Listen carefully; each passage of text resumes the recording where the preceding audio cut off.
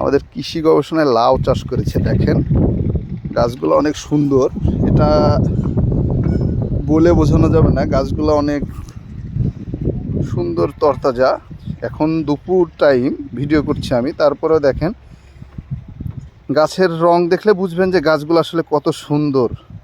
সার টার দিয়ে একেবারে পরিপুক্ত করা, এবং নিচে যে খড়টা দিয়েছে, এই খড়টা হচ্ছে মূলত দিয়েছে এই কারণেই যে এটা জানি মানে ওই যে মাটি গরম হয়ে গেলে গাছটা নষ্ট হবে এবং লাউগুলা পড়লে আর নষ্ট হয়ে যাবে আর কি, সেই জন্য দেওয়া।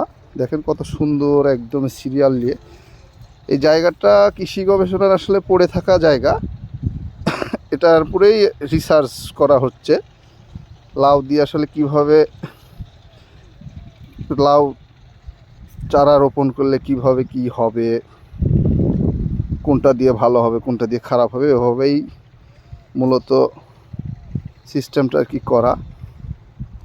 যাক, আপনারা যারা কৃষি লাউ চাষ করতে চান আপনারা এভাবেও করতে পারেন।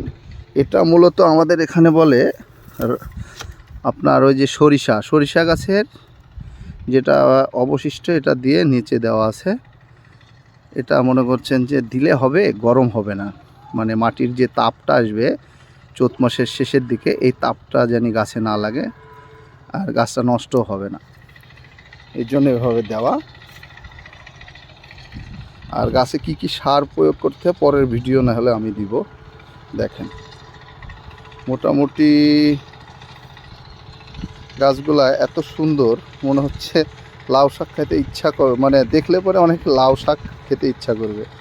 তো গাইজ, আল্লাহ হাফেজ।